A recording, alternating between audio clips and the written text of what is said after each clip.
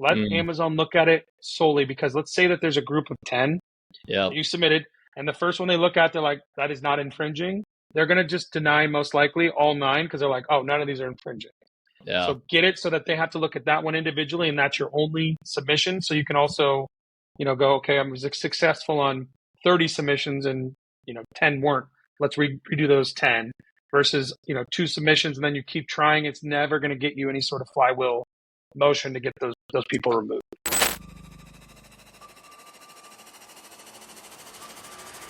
Welcome to the Ecomm Breakthrough Podcast. Are you ready to unlock the full potential and growth in your business? You've already crossed 7 figures in sales, but the challenge is knowing how to take your business to the next level. Join Josh Hadley, an 8-figure Ecomm business owner and investor, as he interviews highly successful business owners. Get ready, because you're going to learn specific actions you can take today to help your business reach its full potential and leave a lasting impact on the world. Welcome to the Ecomm Breakthrough Podcast. I'm your host, Josh Hadley, where I interview the top business leaders in e-commerce. Past guests include Kevin King, Aaron Cordovez, and Michael E. Gerber, author of The E-Myth.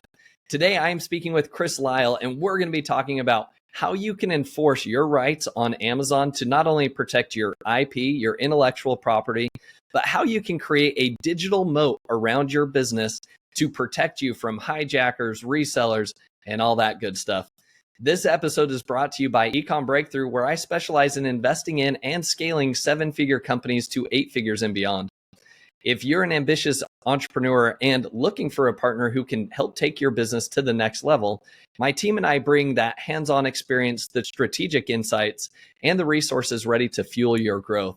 So if you or someone you know is ready to scale and looking for an investment partner, reach out to me directly at josh@ecommbreakthrough.com. That's Ecomm with 2 M's, and let's turn your dreams into reality. Today, I'm excited to introduce you all to Chris Lyell. Chris is a successful entrepreneur whose resume includes successful ventures in marketing, import and export, brand creation, and consulting. Over the years, he has built and sold several companies while also assisting numerous brands in achieving rapid growth on Amazon. Currently, he is a 7-figure Amazon seller and a consultant for multiple companies specializing in brand protection on the platform. With that introduction, welcome to the show, Chris. Thanks for having me. I appreciate it. Chris, I'm super excited to have you on the show because you've got some wicked smart strategies and hacks that arguably I would say you need to be on that speaking circuit and on stages speaking. But we met when I was speaking at the $1 Billion Seller Summit in Kauai at Kevin King's event. And the brief conversations that we had, I was like, all right, Chris has got some wicked smart knowledge. We're going to have to bring him on the show. And so I'm very impressed with what you're doing. And we spent a lot of time before we hit the record button going down some fun rabbit holes. Oh, yeah. I'm excited to chat.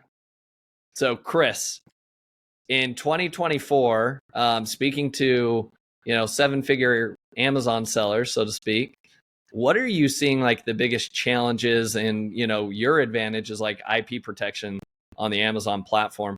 What does that mean? And what challenges do you see brands facing right now? I think there's a couple different challenges. One of them, obviously, Amazon's fees are getting excessive, inbound transportation fees, things related to that. I'm experiencing that myself, trying to figure out how to navigate. I feel like Amazon's forcing us to do to use their warehouse and distribution network or things of that nature. So that's one of the issues people are facing. I think the other one, and we kind of touched on this earlier when we chatted, was people are dealing with a lot of resellers jumping on their listings, things like that. Usually if you're a 7-figure, 8-figure seller, you're going to have other sources that you sell to, distribute your products to. And a lot of people are dealing with either people that are hijacking the actual buy box or just in general lowering their overall MSRP because of the fact they're selling on some other platforms, eBay, Walmart, online, Target. They're selling their products at a lower price, which essentially can get rid of or suppress the buy box. So that's another issue that's facing, or people are facing like headwinds with, and trying to figure out how to, kind of navigate that situation. Yeah, no, it makes a lot of sense. And I think that, one of the things that I've shared earlier on in this podcast and other episodes is that, I think Amazon's got the margin squeeze going right now. And I argue that in the next 5 to 10 years, Amazon ultimately becomes like that pay to play type of game where your margins are quite a bit smaller on Amazon, just like they are in retail, right? Like in the grocery category, for example, a lot of people are working in single digit like profit margins.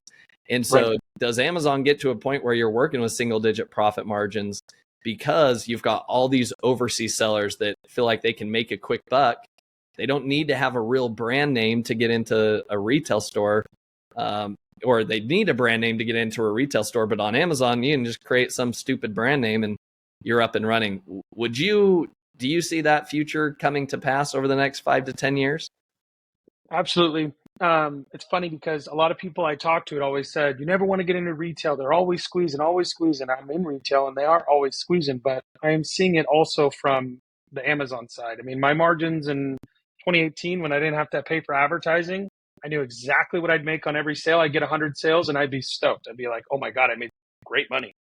Now I don't know what the day's going to end at. Am I going to actually be positive or negative on certain brands because of all the competition and what the fees were just for inbound? A container was an extra $7,000 if I have a container with 11,000 units.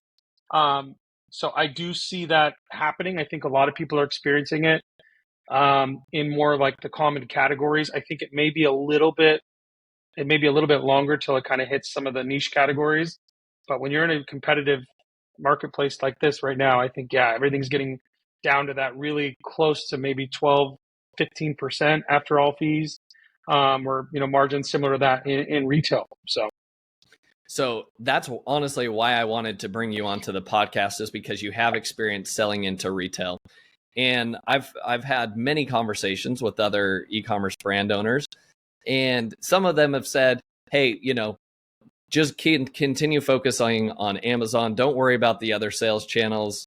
They're a waste of time. The juice isn't worth the squeeze. And specifically in regards to retail, they're like, oh, you're opening up a can of worms. Juice isn't worth the squeeze. Don't go into retail. You're an e-commerce Amazon first brand only. What would you say to those people? And knowing that you are in retail, can you help maybe uncover like, when does retail make sense and for what type of brands and what's the play there?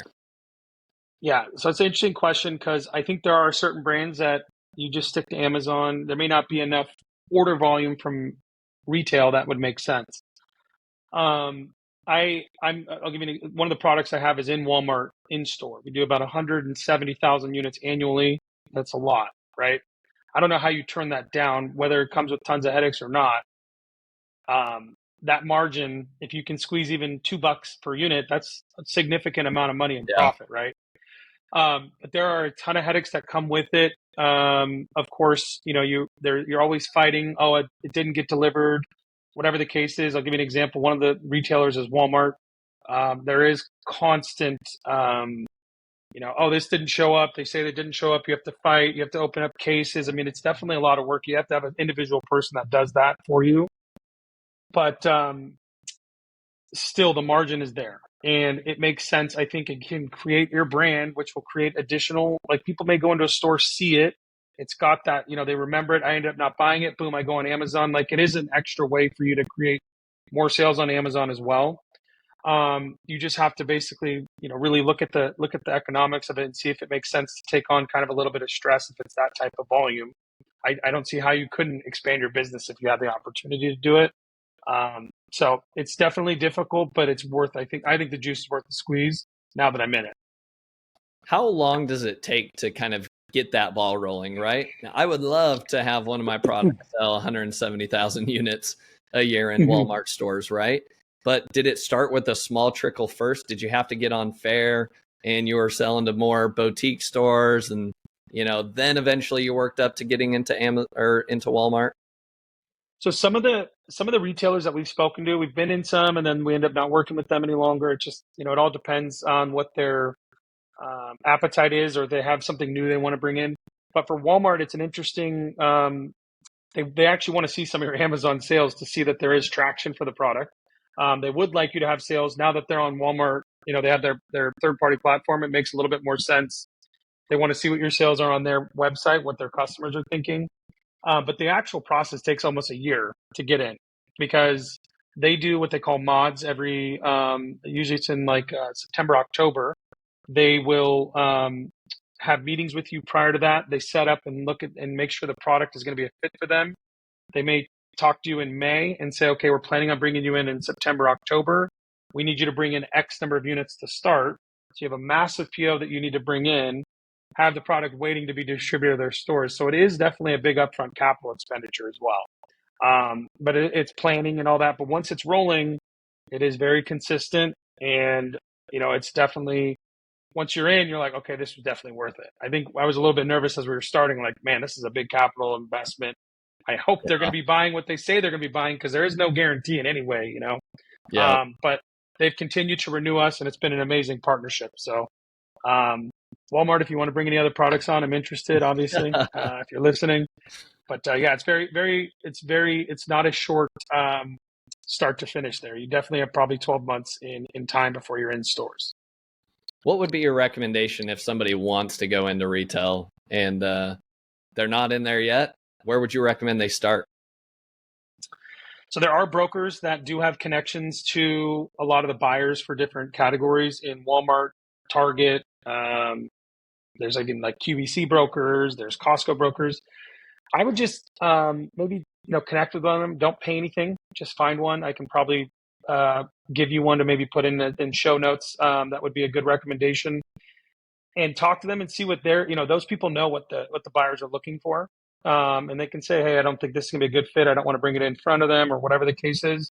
They only have so many meetings that they can go with. So they're going to be somebody that knows, one, I'd like to hitch my wagon onto your product because I do think it'll be successful. They do take some commissions and things like that related to your sales volume. So they're incentivized to take in products that they think will be successful. So you at least get some good real feedback from these guys, because it's directly correlated to if they think it can sell in that store. I think that's one of the ways. If you know somebody that's in store and you may be in the similar category, obviously ask them, hey, is there a way you could just get me an introduction so I can at least send them a sample, see what they think? But it is definitely a kind of a gatekeeper situation. The buyers like to work with the same bigger companies.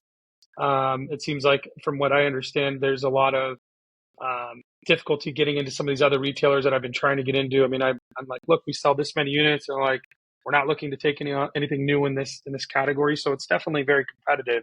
A broker can help you kind of break through that gate, though.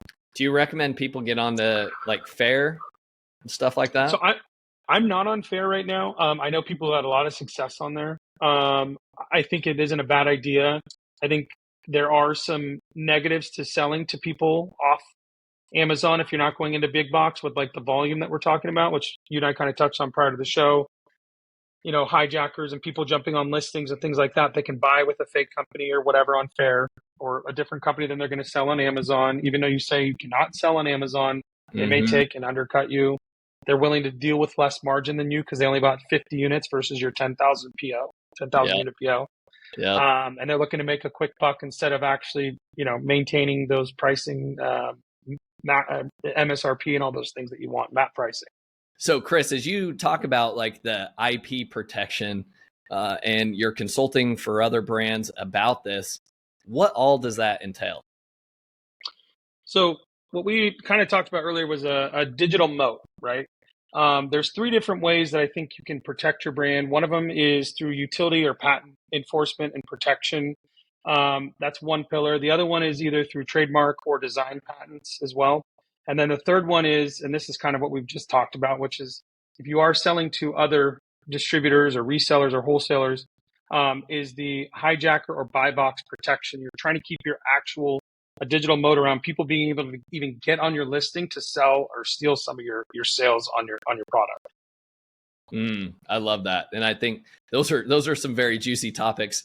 Let's talk about utility patents, because I believe I've heard there's like an Apex program where Amazon does this kind of like neutral patent evaluation. Can you give our listeners, those who have utility patents, which is definitely the most effective patent that's out there, give us an insight of like how you go about defending that, utilizing the Apex program and your experience there? Yeah. So Amazon, the utility patents are probably the most cut and dry patent. So Amazon can look at that patent itself and realize it's basically a like product doing the same functionality. So they created what's called Apex program, which is it's a neutral patent evaluation program. It's an express patent evaluation is what it stands for. I don't know what the A itself stands for, but basically you can do a submission to Amazon. It takes about 21 days after submission. You say, okay, I think these number of people are infringing on my patent. You submit that to them. They notify all the sellers and give them the opportunity to pay to have a patent evaluator basically decide if their product is infringing or not. If anybody raised their hand and said, hey, I do think this product is not infringing, both parties have to put money into a trust account with an attorney. And then that attorney basically will ask for you to basically provide your side of the story of why it is or is not infringing. And then that evaluator will make a decision. If you win, and you're the patent holder, you get your $4,000 back. That person is taken off of Amazon. If you lose, they keep your $4,000. You have no effect, and that person's allowed to continue to sell. 9 times out of 10, they're infringing. Most people aren't going to put their hands up. I do think there are some overseas sellers who have figured out kind of how to not game the system, but prolong it, as well as if they do get taken down, how to jump themselves back on. So you kind of need to know how to deal with that. But you're going to be able to take down about 90% of the sellers if they are infringing through this program within 21 days. So it's great to know that there's a timeline to it. It's great to know there's some finality to it. When you go to like design, patent, trademark infringement, you don't know what you're going to get. It's very unpredictable. You got to continue to go after it over and over and over and keep resubmitting.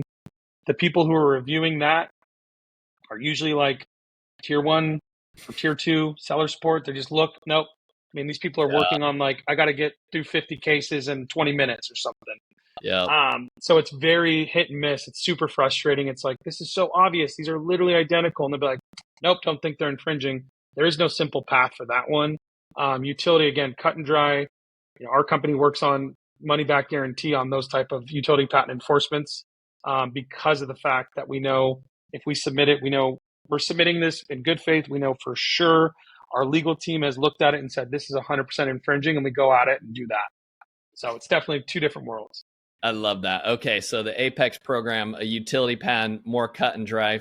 You briefly mentioned this, like the overseas sellers, they don't play by our rules.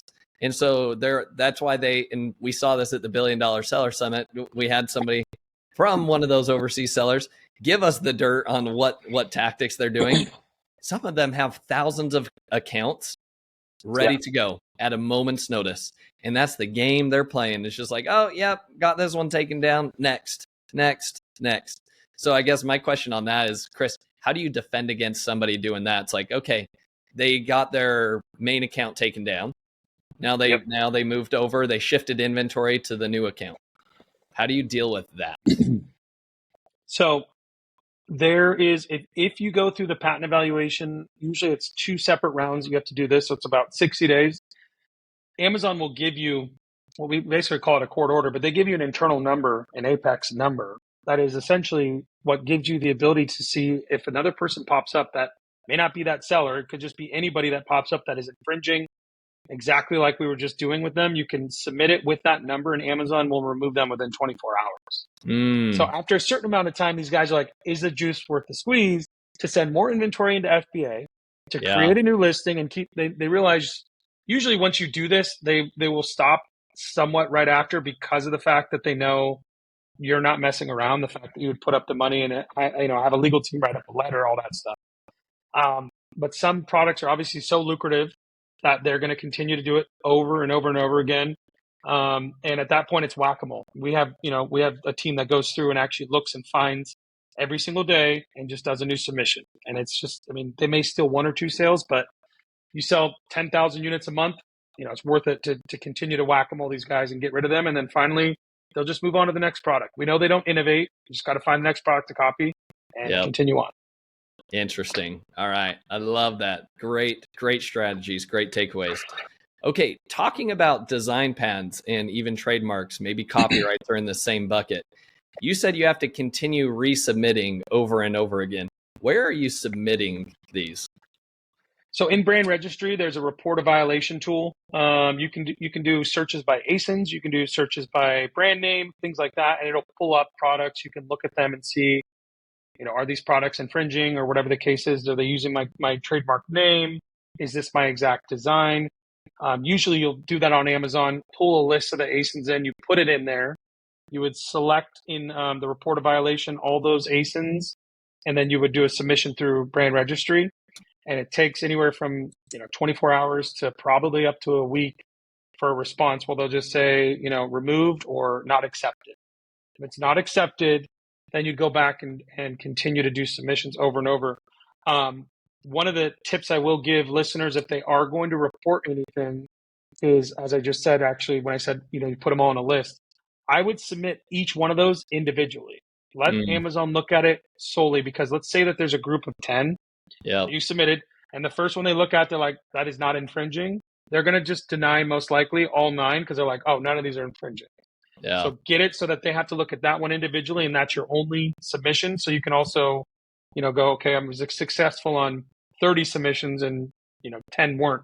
Let's redo those 10 versus, 2 submissions, and then you keep trying. It's never going to get you any sort of flywheel motion to get those people removed. Do you ever have experiences where Amazon just like flat out refuses to accept it? Yes. Unfortunately, that has been the case. I mean, then you got to decide how important it is, how much the sales are stealing. And if you want to, you need to take it almost like a court order type route where you can actually get an injunction and things like that. We have not done that on design patents for anybody. Most people, we've been successful. We just probably had 1 or 2 that we just could not get through. And it's not, I mean, if you talk to any patent attorney as well, I'm not an attorney, by the way. None of this is legal advice, just a disclaimer. But if you talk to the patent or any sort of enforcement attorneys, they're gonna have the similar stories where it does not get through Amazon's ecosystem for whatever reason. I don't know if there's something they have marked on certain accounts where they're like, we will not take this down. It's too big of an account. I'm not sure what it is, but and when it's literally a like product too, it's not. We're not talking about like maybe these are really replicas, Okay. I have a follow-up question on that because I've heard, and I saw in a couple different Facebook groups lately, that a couple sellers had their access to reporting a violation on brand registry actually revoked. And I don't know if it was because they sent too many, like they filed too many times. Like you're saying, it's like, oh, didn't work this time. Let me refile this week. Let me refile this week. Let me refile this week. What if that happens and you come back 10 times and Amazon's like, yeah, you fool. Like we keep saying no, we're just going to remove this tool from your access. Do you see that as a risk, or why do you think that people get that revoked? And I'm not saying any of these people did anything wrong, because I haven't had that happen. But if you continue to submit and use their resources in their mind, and it is not like, there is a chance, I guess, they could pull that. I've never seen that anybody get the tool pulled from them unless they deem it as some sort of like, you're doing this out of like in bad faith, essentially trying to submit people, get them removed. Again, not accusing anybody of any of that. I don't know what Amazon's, what they could be thinking doing that, because Amazon does have, they want to protect the sellers. They do have a responsibility to enforce on those. They can't willfully just look away. That seems kind of crazy that they would pull those. So I haven't seen that. And hopefully that doesn't happen to anybody. And we do this, we've been doing this for a lot of different accounts. I will say one of the things that we have done that you can do is you can open up a brand registry account with a different email address and make yourself a user of the trademark and be an enforcement agent separately. So maybe it wouldn't ding the main account if that was the case. I don't necessarily recommend doing that, but I do know you can, basically give yourself permissions on other accounts that are just brand registry accounts, not Amazon account necessarily, and do some submissions. Because sometimes lawyers will do that. They'll do their own account and do submissions, right? That might be not a workaround, but a way to maybe not damage your entire portfolio if you have other brands. Only attribute it to that email address. But I'm not sure again if what would cause that from Amazon. Interesting. Love that. Love that perspective though. I think those are insightful tools. Have you ever had success like mailing in letters or anything like that? Because I know you could also like submit an email, right? You don't have to go through the brand registry tool. Have you had any success that way? Before ever submitting through brand registry, like a long time ago, I did. It was like I forgot what it was, report at Amazon.com or report infringement at Amazon.com. That's how we got a lot of people removed originally on products that I had. We would literally attach the patent, say this is a direct infringement, our attorney has confirmed, blah, blah, blah, and we'd send it and we'd get responses. Now, usually if you send emails, it'll come back and say this is not the proper pathway for you to do a reporting. You need to do it through the website. You can do like amazon.com / I think it's report, or then brand registry. So they don't, I haven't heard anybody having really success outside of that, unless you have an actual attorney involved and you're talking about doing a suit or things in that nature. Okay. Awesome details. All right. Anything before we move on to the hijacker IP protection, anything else you think our listeners should know about utility patent protection, design patents, copyrights, anything like that?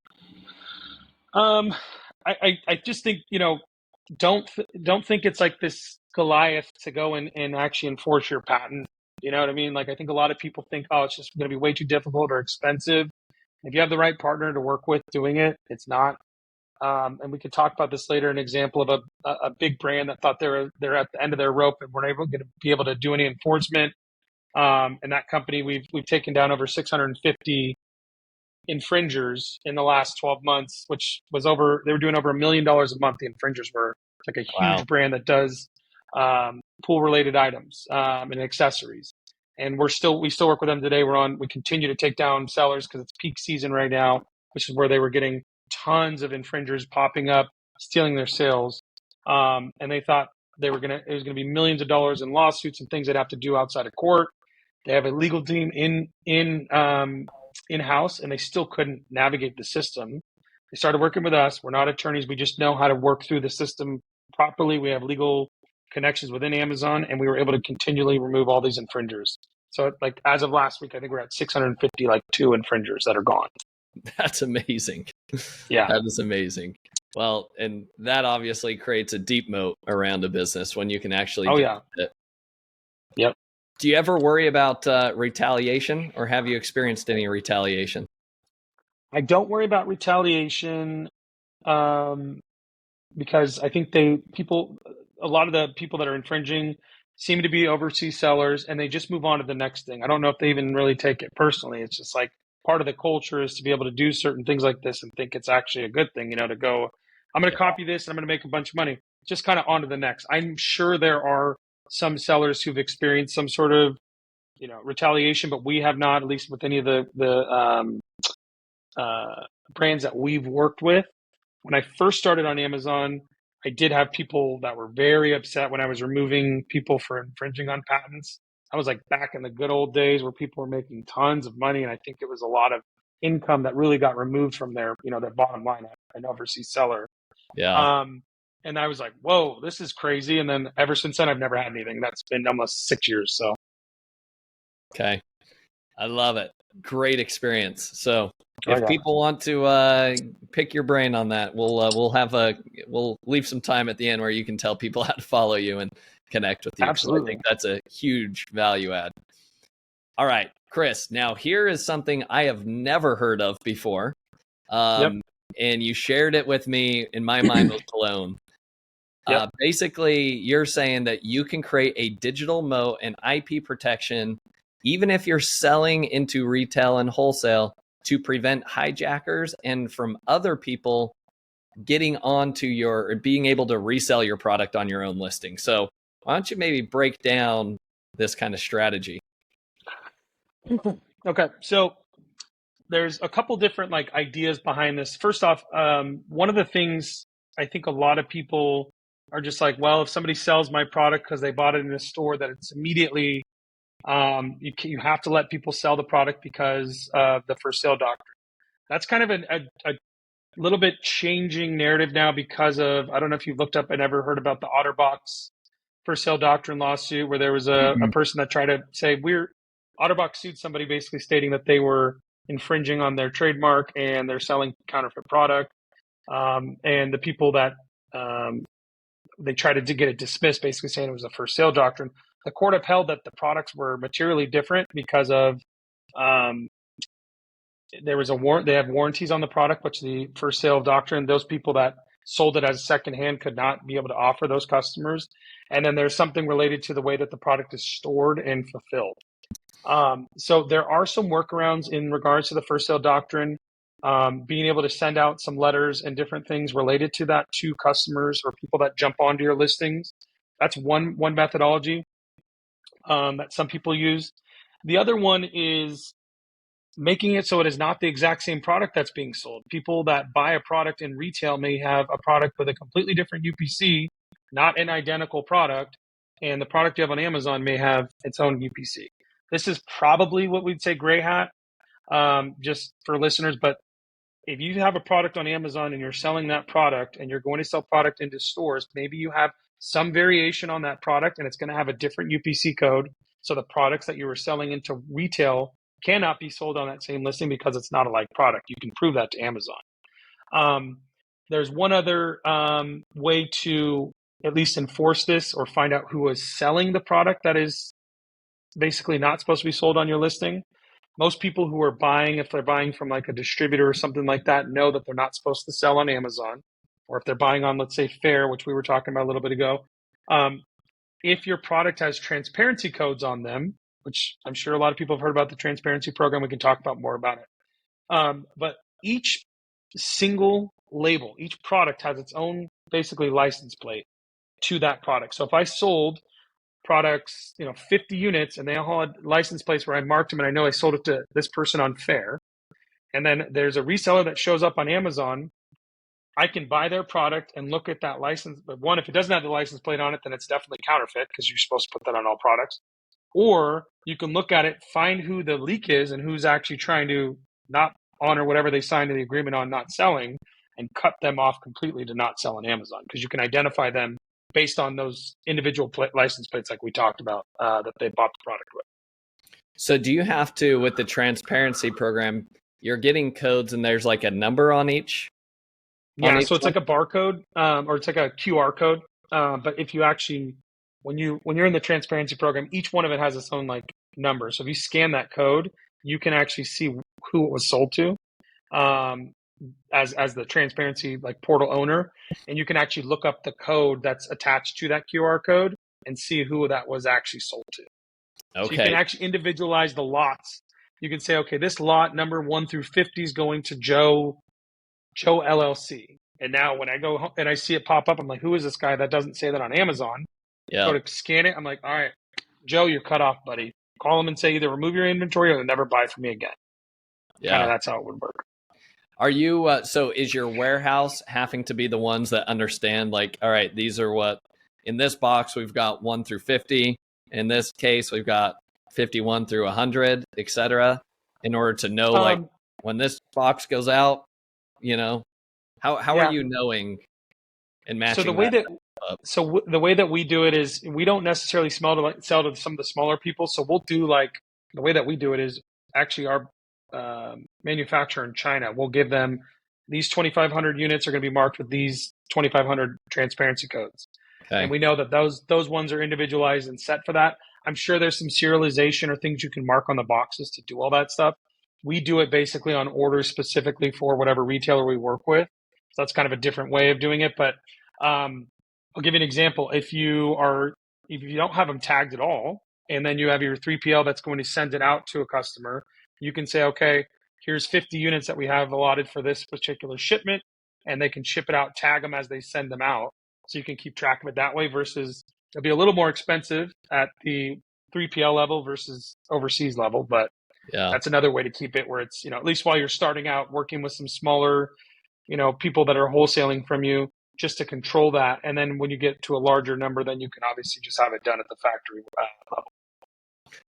So why don't you tell us a few more details into the transparency program? Because it sounds like when you do this, it's not like I guess here would be my question. You can't just put a transparency code only on the products you're sending to those wholesalers. Like even all of the shipments you send in personally for your own brand need to have that transparency code on them, correct?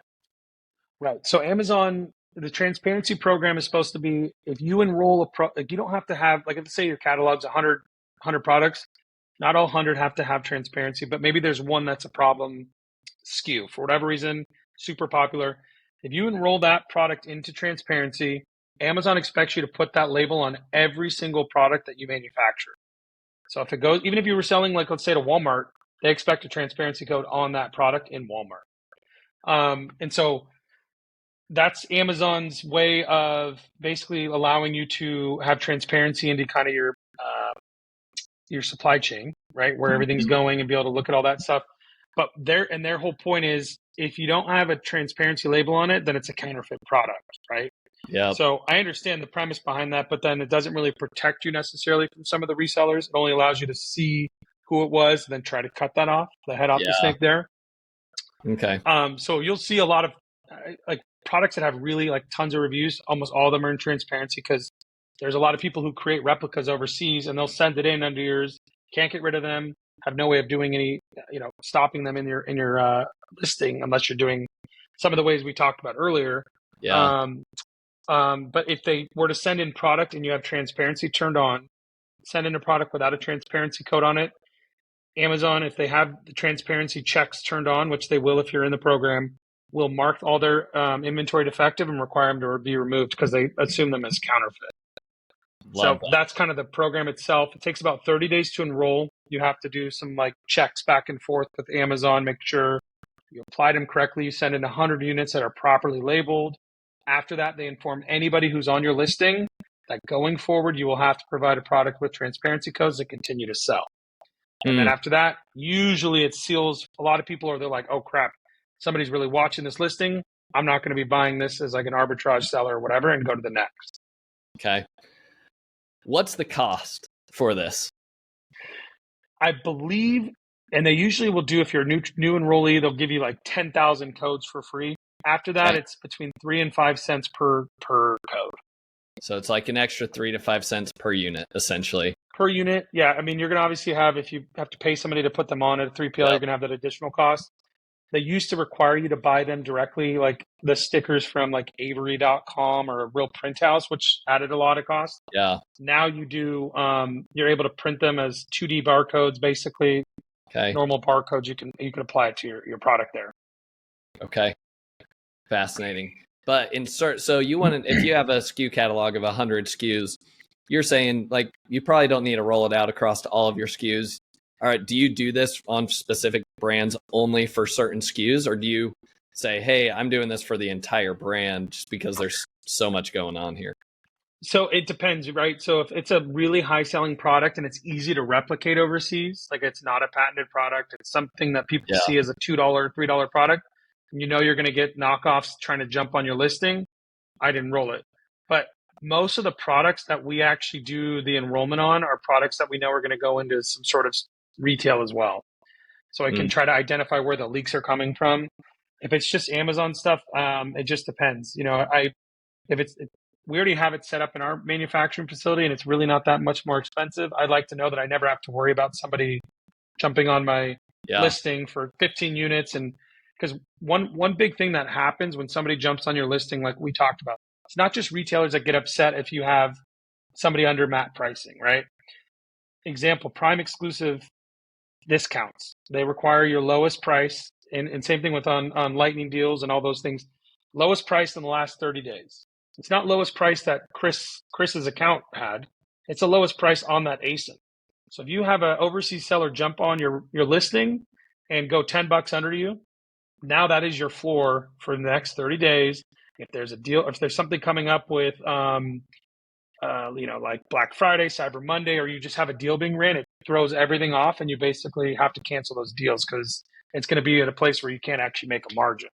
So that's one of the reasons why we've done it even on some Amazon products, because I just can't afford to not have, if I'm going to run a lightning deal and sell 1,000 units and this person screwed me because they sold 15 units, that's tough to deal with. So on that same note, and we were talking about this before we hit record, how do you protect your MAP pricing, especially if you're selling into multiple channels? What if you wholesale into Wayfair as an example, right? And Wayfair runs a sale, their pre-Prime Day sale the week before, and now your product shows up as even lesser there. How do you protect about that? So it's difficult, especially with like Wayfair. because you're selling to them wholesale, and you don't actually, I don't believe, at least any of the products that I've had, that we're able to actually truly establish like a hard map. I think on Bed Bath and Beyond or Overstock, they have a hard map that they'll follow. Okay. But with Wayfair, I'm not sure what their policy is. But so the way that I know that some people have worked around, I did not do this, Amazon, trust me, but is to have different UPCs. Because if you have a retail UPC, Amazon's bots are trying to compare UPCs across the board. So if you have something in retail and you have that same UPC attached to your ASIN on Amazon, you know, let's just say Walmart, for example, sells a product for $19.99. I want to sell mine for $29.99, right? Yeah. I am not going to be able to have the buy box if they connect those two and think it's the same product unless I'm at $19.99. If I have a different UPC in retail, the UPCs will not connect, and you should not have the issue. I know that there are some instances where they may look and actually compare the main image photos. If those are different, then they have no way to tie the products together, and that should not affect you in regards to map on that. We had an issue with Wayfair. I think I mentioned this before. Literally during Prime Day, they ran some deal, some like hot summer deal or something like that, and we had a Prime exclusive deal tied to a price at like $59, and it ended up having to go down to $51.21 to be able to even have a buy box to show. Even though my discount was going to take me lower than that, Amazon wanted the base price to match, so we had to scrap a deal during Prime exclusive day because of the Wayfair issue. So. Also, is the juice worth the squeeze? The 7 sales to potentially have that happen? Yeah. I mean, I know people claim Wayfair brings a lot of sales. I have some outdoor products that they sell, onesies and twosies a day. It's not worth it to me. That'll never happen again. That after that, I'm like, this is done. I thought I knew all these, map tricks, and then I got hit by Wayfair. Okay. Fascinating. So be aware of that, right? And I think that's why another strategy too is like just slightly modify your product if you're going to go into retail, right? Have it a different packaging or something that does require it to have a new UPC code, right? And even white to off-white. If the product has something like that, and say, well, it's a different product. UPC code is different because it's a slightly different color. Yeah. It doesn't have to be something that is dramatically different. It's just something you can say, look, these are literally not the same product. You know what I mean? So love it. Chris, this has been amazing. Any other things that we haven't talked about that you think our sellers need to hear from you? The one thing I would just say is, I'd love to talk to anybody who's having issues with some sort of infringement or think they might have an issue. I'm easy to get a hold of. I love to pay it forward. I'll give you a call, or at least, some sort of evaluation to look at the product. And see if there's something we can do to help you. And we'll be honest, if you can't, we can't. But don't just assume it's this huge undertaking and not enforce the rights that you paid so much in the brand you built. Yeah. Chris, what's the best email address if people do want to reach out to you? It's Chris at AMZ, like Amazon, amzwatchdog.com. Okay. I love that. Would highly recommend y'all reach out to Chris if you have some questions like this, and you need help, creating that digital protection moat around your business, or you have some hijackers, or you have some people that are infringing on your patent. He's got lots of experience, as you can see. Now, Chris, I love to leave the audience with 3 actionable takeaways from every episode. Here's my 3 that I noted. You let me know if I'm missing something here. So action item number 1 is truly to create a digital moat of IP protection around your business. I would argue that most sellers do not have an IP strategy in place. And this can come in many different forms. There's utility patents, there's design patents, there's trademarks, and there's also copyrights. Those are 4 things that you can truly use in your business to reduce the amount of competition and try to always stay one step ahead. And so I would just make sure that that we've had Rich Goldstein on the podcast. There's you have a lot of experience working with other brands. Can you creatively utilize IP to prevent other people from competing in the same exact area and stealing your sales? Action item number 2 is going to be focused on, getting into retail. And I love the strategies that you shared here where you need to, utilize a broker. It sounds like they're kind of the gatekeeper, right? And it's kind of who you know, not what you know. So make sure you're working with the right people, and the right contacts can help you get you in there. And you're saying that the juice is worth the squeeze. However, leading into action item number 3 is make sure that when you go into retail or open up wholesale channels, you should come into this with a very good IP protection strategy of how are you going to identify if somebody now jumps on your Amazon listing because you sold them a discounted product and they're okay with a 5% margin and they start eating up some of your sales on Amazon.